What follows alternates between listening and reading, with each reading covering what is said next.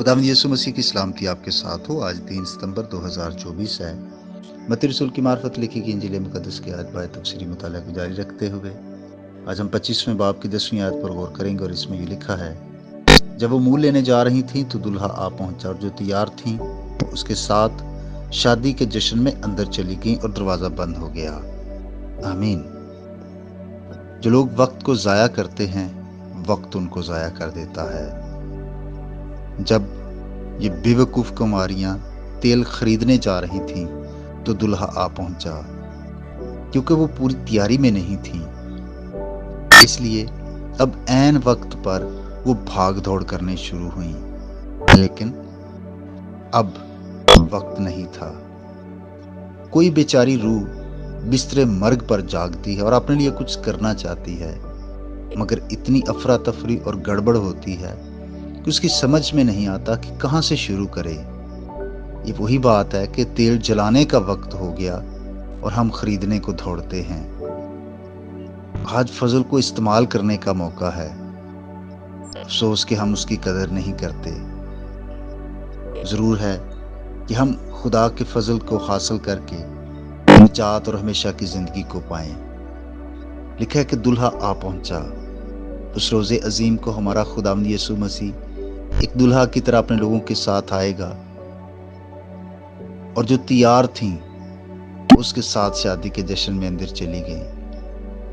अबदी जलाल पाने का मतलब है मसीह की खास हजूरी में रहना और उसके साथ नहायत गहरी और बेतकल्लफ रफाकत रखना। आसमान में सिर्फ वही लोग जाएंगे जो इस दुनिया में तैयारी करेंगे और तैयार रहेंगे। और लिखा है कि दरवाजा बंद हो गया। मामूल यही है कि जब सारे मुतलका लोग अंदर आ जाते हैं तो दरवाजा बंद कर दिया जाता है। जो अंदर हैं वो महफूज और बेफिक्र हो जाएंगे। आदम को बाग अदन में रखा गया, लेकिन दरवाजा खुला था, चनाचे वो बाहर निकल गया। लेकिन जब जलाल याफ्ता मुकद्दसीन आसमान में पहुंचेंगे तो दरवाजा बंद हो जाएगा। जो बाहर हैं उन्हें खारिज किया जाएगा। भाई और बहनों, अभी हमें तंग दरवाजे से दाखिल होना है। दरवाजा तंग है मगर खुला है, अभी हम उसमें दाखिल हो सकते हैं, लेकिन उस वक्त बंद कर दिया जाएगा। इससे पहले कि तौबा का दरवाजा बंद किया जाए, आइए हम तौबा करें, मसीह को अपना निजात दहिंदा कबूल करें और तैयारी में रहें, क्योंकि वो जल्द आने वाला है। ऐसा ना हो कि हम सुस्त और लापरवाह हो जाएं। खुदा आपको बरकत दे। आइए हम दुआ करें। जिंदा जलाली बुजुर्ग आसमानी खुदा बाप, मैं यीशु मसीह के नाम से तेरी पाक हुजूरी में झुकता तेरी बड़ी शुक्रगुजारी करता हूँ, क्योंकि तू वफादार खुदा है। आसमान और ज़मीन का कुल इख्तियार तेरे पास है और शुक्रगुजार हूँ कि ये तेरे बेटे यीशु मसीह ने इस दुनिया में आकर हमारी निजात का बंदोबस्त किया।